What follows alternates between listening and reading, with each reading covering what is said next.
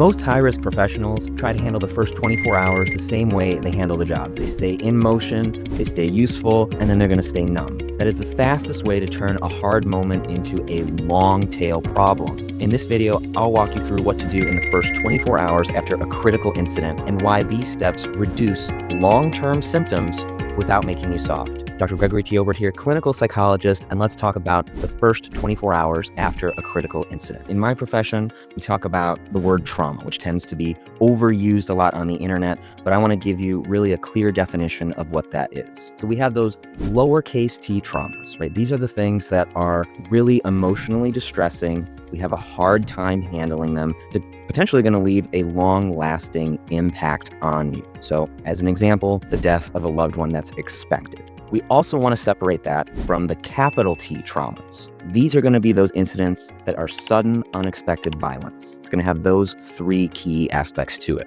So if we take, for example, the death of a loved one, it happens suddenly, or maybe you experience some sort of violence or some sort of threat of serious injury. All of these things, whether they range from the, kind of tiny trauma all the way up to the more severe, are going to fall into that critical incident camp. And so what's happening with the body when all of this is occurring? And again, it's going to be degrees depending on what you're experiencing, but the body's really going to react in very similar ways throughout all of that. So first off, you're probably going to dive into what's called fight or flight mode. When your body is in fight or flight mode, if you experience something that is really distressing to you, it might not be encoded into the brain properly. It's not properly put into the memory banks of the brain, the hippocampus. And because of that, when you are going through your daily life, that memory is just going to keep popping up again and again. It might be, I see something that reminds me of what occurred. It could be just a passing commercial on TV. It could be a conversation that I have with someone. Maybe I see someone that looks like something that reminds me of the event. Honestly, I could just be sitting there and all of a sudden a memory just intrusively pops into my mind. You haven't failed in any way. It's not like you've done something wrong. That's just how the body, the brain, and the nervous system interact after somebody experiences these distressing events. Going along with this, those of you that have a more masculine energy, what do we tend to think about with masculine? Someone who's going to be the provider, someone who's going to go out and slay that mammoth and bring all of that food home to the cave. If I start to believe, if I have that masculine energy that, okay, maybe I'm not in control, my thoughts are showing up in ways that I don't want them to, or emotions are popping up that I can't keep a lock on, or even just basic things like watching a TV show that I used to watch.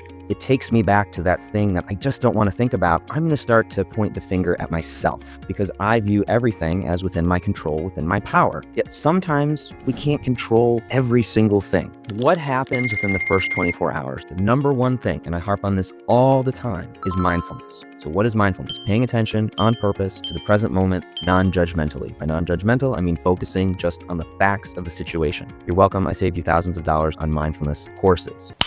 Nice. Why is mindfulness important here? Because I can't actually change anything if I'm not aware of what's happening with me. As an example, if I'm sitting there replaying this event that just occurred in my brain over and over and over again, and I keep telling myself, I'm an idiot, I'm stupid, stop it, why can't I get this to stop? What's wrong with me? Then I'm not actually going to be able to make any changes because I'm not reading the situation as it is. I'm not being very tactical. I'm just bringing that hammer down on myself again and again and again, and it's not going to help the situation. If you want to help the situation, you have to try to pause, reel it back in, and think about the situation as it is, not as we want it to be. So if I'm thinking about those intrusive thoughts that are occurring, those emotions that are unpleasant, okay, now that I've got a read on what those are, I can make an action plan. So how can we make this a little bit more tangible? There's a system that I've come up with here. I call it the 3 N's, which is notice, name, next. Great thing is you've already done the first N, notice. I have to be aware of what's going on within me. And the second N, name it. I actually have to be okay saying that this is occurring. Yes, you just experienced something awful, maybe traumatic, and it's really hard to wrap your mind around what just happened. But if I can't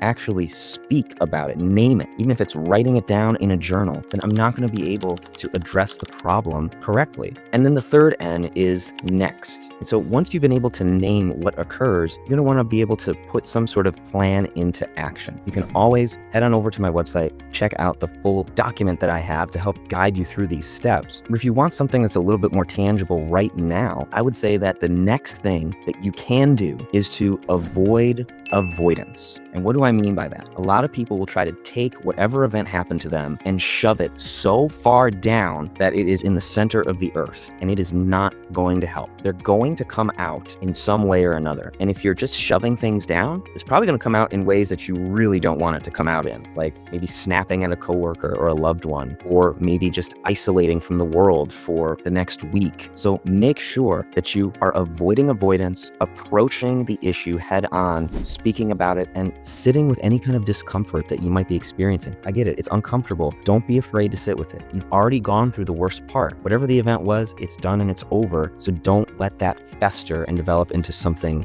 worse. Sort of a common example that I use of this that I heavily borrowed from another psychologist. If you think about a baby dragon, much easier to slay the dragon when it is a baby. But if you just ignore it, well, it's going to start to grow and it's going to become this giant dragon. You can still slay it, but it's going to be a little bit harder. That's why these first 24 hours are important. Take a look at that baby dragon right away so that you're not getting into the habit of avoiding it and letting it grow. So how do you know that things are getting better? Well, you're going to enter what's called the natural recovery process. Your brain is automatically going to start to heal. You're not going to start to think about the event as much. Your emotions are going to calm down a bit. You're going to be able to return back to work, back to life the way that you wanted to. But here's the thing. If you're not going back to the regular normal, the everyday, then you're going to need to escalate a little bit in terms of what sorts of help you can get. So like I mentioned, head on over to my website, go get that PDF because it's free. What do you got to lose? Just a few clicks. Go read through it and see if that system can help you. Now, let's say you try the system. Maybe you have some other system that you enjoy from some other creator, and you go, I keep trying this, but it's not really working.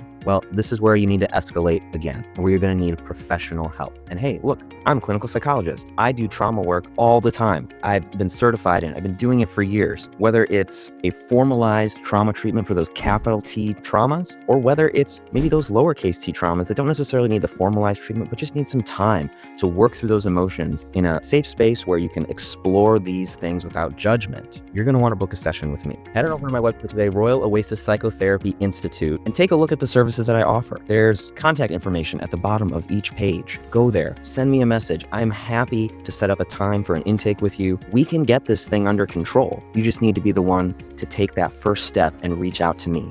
And you might be saying, listen, Greg, I hear you, but therapy, it takes a while to get started. And in fact, I have seen firsthand how some therapists take way too long to get started with their clients. In fact, they drag it out. It honestly gives the profession a bad name because it makes it just seem like you're showing up to talk to someone sort of kind of about things that you want to, and they're kind of sort of there with you, but not really. And it just seems like you're paying somebody money to really just hang out with week after week. That's not how real therapy is supposed to be. Real therapy is session one, you show up, I hear your story, we get a treatment plan set, and we get to work. Good therapy means that you start and you end it. Now, some people, that might mean they need really long, intensive therapy. That might mean many, many years. For some people, they might just need a few months, and that's it. It just depends on the issue and the person. Why try to fit everybody into this let's kind of sort of hang out and spend a lot of time together mold when we can just get results now? The first 24 hours set the direction. You really can't erase what happened, but you can stop your nervous system from treating it like it is still happening. Do the protocol, downshift the body, contain the replay, connect with one person, and protect your sleep. If you want support with this is exactly the work I do with high-risk professionals. Early action protects your decisions, your identity, and your home life.